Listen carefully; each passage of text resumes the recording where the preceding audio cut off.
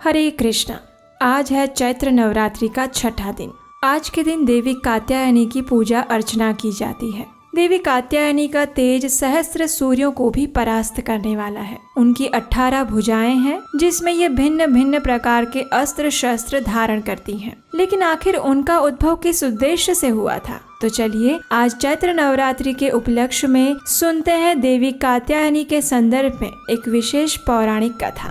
पृथ्वी पर एक समय अत्यंत बलवान राक्षस रहता था जिसका नाम था महिषासुर। अमृतत्व का वरदान प्राप्त करने के लिए उसने ब्रह्मा जी को प्रसन्न करने हेतु 10,000 वर्षों तक कठोर तपस्या की। अंततः ब्रह्मा जी महिषासुर के तप से प्रसन्न हुए और उसके समक्ष प्रकट होकर उससे वरदान मांगने के लिए कहा। पहले तो महिषासुर ने अमर होने की इच्छा रखी, लेकिन ब्रह्मा जी ने उसे समझाया कि ये उनके अधिकार में नहीं है, क्योंकि जिसका जन्म हुआ है उसकी मृत्यु भी निश्चित है और स्वयं ब्रह्मा जी भी अमर नहीं है। ब्रह्मा जी ने महिषासुर से कुछ और वरदान मांगने के लिए कहा। इस बात पर महिषासुर ने कुछ सोचते हुए कहा। उसने कहा, हे ब्रह्मदेव, आप मुझे ये वरदान दें कि कभी भी किसी भी पुरुष के हाथों मेरी मृत्यु ना हो, केवल एक स्त्री ही मेरा वध कर सके।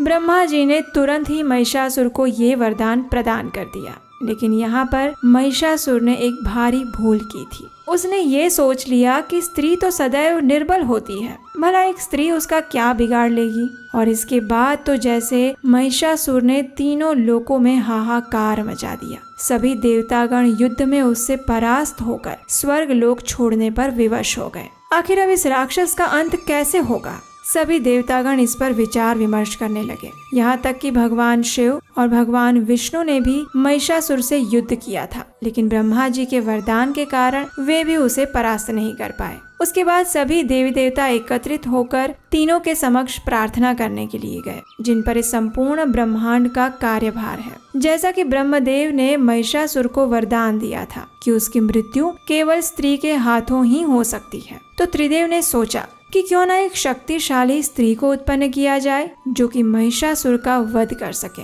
सभी देवता भी इस सुझाव में सहमत हो गए और इसके बाद ब्रह्मा, विष्णु और महेश ने अपनी शक्तियों को मिलाकर एक दिव्य और अलौकिक स्त्री को उत्पन्न किया। स्त्री का रूप अत्यंत भयंकर और तेजस्वी था। वह सिंह पर सवार थी। सभी देवताओं ने इस दिव्य स्त्री को अमोघ आशीर्वाद प्रदान किए और इस स्त्री का नाम था देवी कात्यायनी। युद्ध में जाने से पूर्व सभी देवताओं ने माता कात्यायनी को दिव्य अस्त्र शस्त्र प्रदान किए। भगवान शिव ने उन्हें अपना त्रिशूल दिया, तो वहीं भगवान विष्णु ने सुदर्शन चक्र दिया। ब्रह्मदेव ने उन्हें एक जल पात्र और माला प्रदान की, तो वरुण देव ने उन्हें एक शंख दिया। देवराज इंद्र ने उन्हें अपना वज्र प्रदान किया और वायुदेव ने एक दिव्य धनुष दिया। अग्निदेव ने उन्हें एक दिव्य बाण प्रदान किया और सूर्य देव ने एक तरकश। माता कात्यायनी ने कुबेर से एक विशाल गदा प्राप्त की और यमराज से एक दिव्य तलवार और ढाल।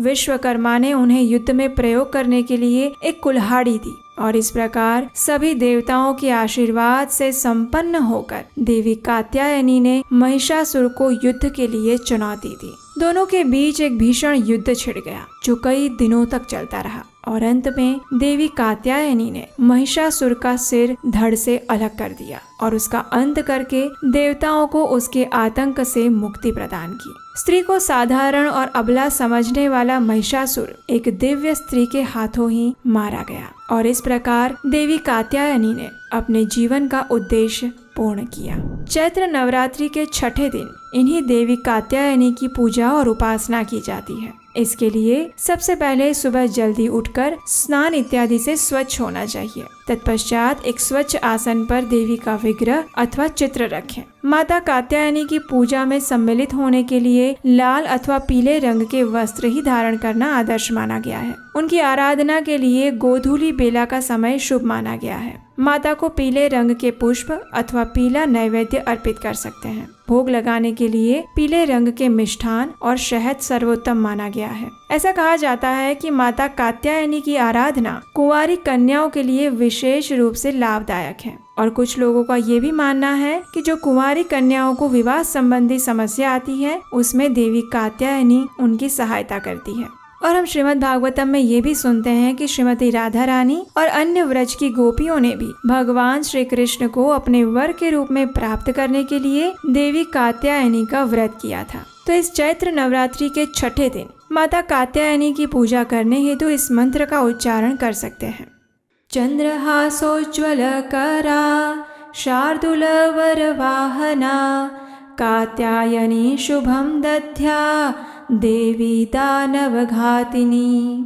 देवी कात्यायनी का एक सुप्रसिद्ध मंदिर उत्तर प्रदेश के मथुरा जिले में स्थित वृंदावन में है। ये माता कात्यायनी के शक्ति पीठ के नाम से भी जाना जाता है। ये 51 शक्ति पीठों में से एक है जहाँ देवी सती के केश गिरे थे। और इसके अतिरिक्त भारत में माता कात्यायनी के कई मंदिर हैं जिनके दर्शन आप कर सकते हैं। इनमें से एक प्राचीन मंदिर मेरठ के परीक्षितगढ़ क्षेत्र में भी है। ऐसी मान्यता है कि यहाँ पर राजा नैन सिंह शासन करते थे और देवी कात्यायनी ने उन्हें स्वप्न में दर्शन देकर उनके विग्रह प्राप्त करने का आदेश दिया था। माता के आदेश अनुसार खुदाई करने पर राजा नैन सिंह को माता कात्यायनी का विग्रह प्राप्त हुआ था और उन्होंने उसी स्थान पर एक भव्य मंदिर का निर्माण करवाया था। इस मंदिर से जुड़ी हुई और भी अन्य रोचक कथाएं प्रचलित हैं। नवरात्रि के छठे दिन माता कात्यायनी के मंदिरों में अनेक श्रद्धालु दर्शन करने के लिए एकत्रित होते हैं। लोगों का मानना है कि इस दिन उनके दर्शन करने से श्रद्धालुओं की सभी मनोकामनाएं पूर्ण होती हैं। तो ये थी चैत्र नवरात्रि के उपलक्ष्य में छठे दिन पर देवी कात्यायनी की पौराणिक कथा।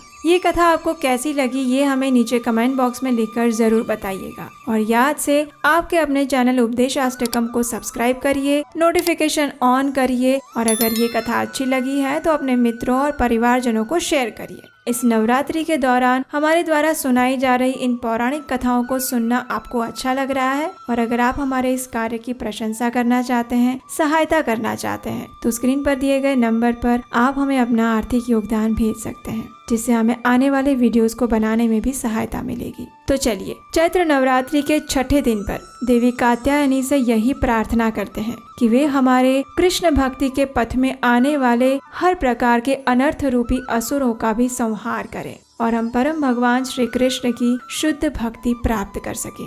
ऐसा आशीर्वाद प्रदान करें। हरे कृष्ण।